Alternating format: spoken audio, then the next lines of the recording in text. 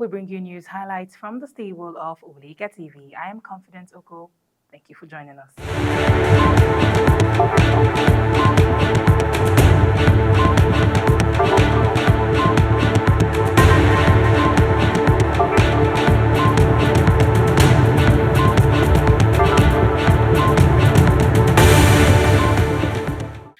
Ekpa, a pro-Biafra activist based in Finland, has sent letters to both the European Union and the United States of America raising concerns about alleged human rights violations perpetrated by Governor Mbah of Enugu State. During a protest by traders on Wednesday, 3 people were killed as they demonstrated against the state government's decision to seal their shops due to their failure to open for business on Monday.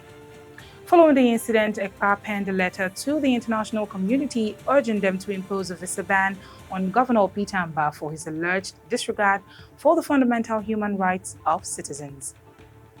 Ekpa further accused the Enugu state government of confiscating property and making arbitrary arrests without adhering to the provisions outlined in the Constitution of the Federal Republic of Nigeria. Still on the sit-at-home saga, the Senate is seeking collaborations with the Finland government to extradite Ekpa, the factional leader of the indigenous people of Biafra, otherwise known as IPOB. Ekpa gained attention in August 2021 when IPOB called for sit-at-home protests every Monday in the southeast, demanding the release of their leader, Nnamdi Kanu.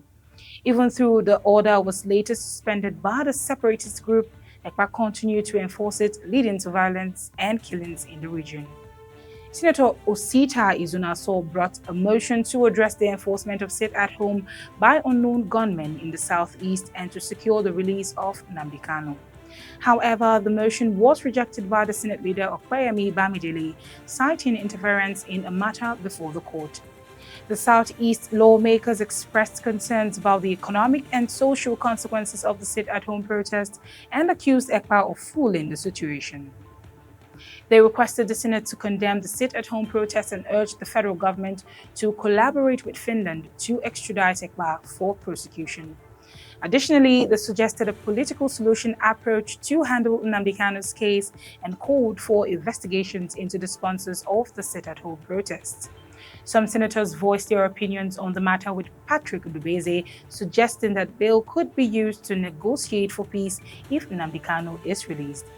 Ojikalo criticized the Southeast governors for not doing enough to address the sit-at-home issue and emphasized the need for a regional solution. Senator Eyinaya Baribe shared his past meeting with the Finland ambassador regarding Ekpa, indicating that it requires government-to-government interaction. The Senate President Godswill Akpabio echoed the sentiment that Southeast governors need to take more action to end the IPOB sit-at-home protests in the region. He expressed concerns that when government officials and civil servants also participate in the sit-at-home, it empowers criminals. Moving on now, the Nigerian government has informed the Nigeria Labour Congress that their planned nationwide strike against the petrol hike and high cost of living is illegal and not permitted by law. According to the Permanent Secretary at the Ministry of Justice, B.E. Agba, the National Industrial Court has issued an order preventing the NLC from going on strike regarding the removal of petrol subsidy. This order was granted on 5th of June and it restrains both the NLC and the Trade Union Congress from any strike action until a pending motion is heard and decided upon. The government encourages the union to seek alternative avenues for negotiations with them rather than resorting to self-help and disregarding the court orders.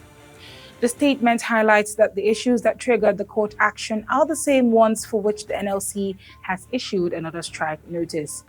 The NLC is reminded that they are represented in court by the reputable law firm of Femi Falana SAN, and it is expected that they respect the authority of the court.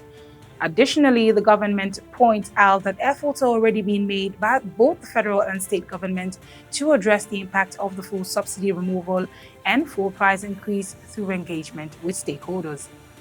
Therefore, it is suggested that the NLC consider negotiations as a means to address their concerns rather than opting for a strike action, which could have adverse effects on Nigerian workers and the nation's economy. Wike, El-Rufai, and Oyetola are among ministerial nominees revealed by Senator Akpabio today. The ministerial list, which was released 2 days before the president's constitutionally mandated deadline, set by the Ninth Assembly. The media aide to the Senate President confirmed that the authentic ministerial list of President Tinubu would be revealed today, urging people not to speculate but wait for the official unveiling. The list also includes prominent figures like Olawale El-Edun, Adebayo Adelabu, Betta Edu, and Ali Pate. Well, that's it on News Highlights for today. Do not forget to follow all our social media handles displayed on your screen. Till I come your way next time, I am Confidence Oko, and this is Oweleketv TV.